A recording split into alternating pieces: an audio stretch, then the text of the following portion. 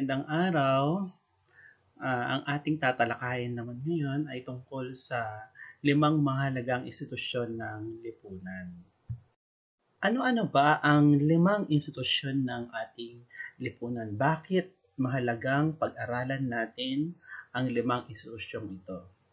Una, kailangan mo natin alamin kung anong ibig sabihin ng salitang institusyon. Ano nga bang ibig sabihin ng institusyon? Ang institusyon ay isang organisadong sistema ng ugnayan sa isang lipunan. Yan ang ibig sabihin ng tinatawag nating institusyon. Isang organisadong sistema. So, ibig sabihin, merong mga ugnayan ang 5 institusyon na ito sa isang lipunan. Paano kaya sila nagkakaugnay? Unahin natin ang isang institusyon, ang pamilya. Ano nga bang ibig sabihin ng pamilya? Alam natin na ang pamilya ang isa sa pinakamaliit na unit ng lipunan. Mahalaga ang pamilya dahil dito hinuhubog ang mga pagkatao ng mga mag-aaral o ng isang individual. Isa pang mahalagang institusyon ng ating lipunan ay yung tinatawag nating paaralan. Napakahalaga ng paaralan dahil ito yung nagbibigay sa atin ng karunungan. Ito yung nagpapaunlad ng ating kakayahan at patuloy na naghuhubog sa isang tao upang maging kapaki-pakinabang na mamamayan. Ang pangatlong mahalagang institusyon ay ang tinatawag nating ekonomiya. Kapag sinasabi nating ekonomiya, ito ay may kinalaman sa pang-araw-araw na pamumuhay ng isang tao. Halimbawa, yung pagkukonsumo ng mga produkto, yung pagtatrabaho ay bahagi ng institusyong panlipunan na tinatawag nating ekonomiya. Mahalaga ito kasi pinag-aaralan dito kung paano matutugunan ang pangailangan ng bawat individual sa lipunan. Isa pang mahalagang institusyong panlipunan ay yung ating pamahalaan. Napakahalaga ng ating pamahalaan dahil ito yung nagsisilbing gabay natin.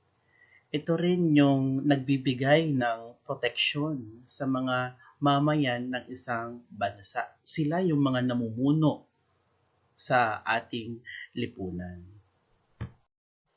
Napakaraming tungkulin ng ating pamahalaan, ngunit ilan lamang yan sa mga tungkulin na aking binanggit. At ang panghuling mahalagang institusyong panlipunan ay yung tinatawag nating relihiyon. Upang matupad ang ating mga pangarap sa buhay, upang tayo ay maging ligtas sa araw-araw, tayo ay nagdarasal. Naghahangad tayo ng kaligtasan, lalong-lalo na sa mga mahal natin sa buhay. Kaya napakahalaga ng institusyong ito ang relihiyon o ang ating pananampalataya. Sa makatuwid, ang pamilya, relihiyon, edukasyon, ekonomiya at pamahalaan ang itinuturing ng mga institusyong panlipunan. Ngayon, paano naiuugnay ang 5 institusyong panlipunan na ito sa mga isyung nangyayari sa isang lipunan o sa ating kapaligiran? Halimbawa, ang mataas na bilang ng walang trabaho ay dulot ng kabiguan ng ilang institusyong panlipunan na matugunan ang mga tungkulin. Halimbawa, ang mataas na bilang ng mga mamayang walang trabaho ay maaring dulot ng kakulangan ng kaalaman at kakayahan na bunga ng kabiguan ng paaralan na magkaloob ng mataas na kalidad ng edukasyon. Maaari rin namang ito ay dahil sa hindi nagawa ng pamahalaan ang kanyang tungkulin na lumikha ng trabaho para sa kanyang mamamayan.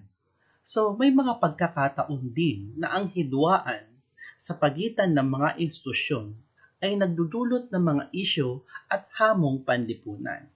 Hindi ba't naging malaking usapin ang tinatawag nating Responsible Parenthood and Reproductive Health Law o yung tinatawag nating RA 10354. Sa nabanggit na issue, naging magkasalungat ang dalawang institusyon. Naging magkasalungat ang pananaw ng pamahalaan at ng simbahan o relihiyon.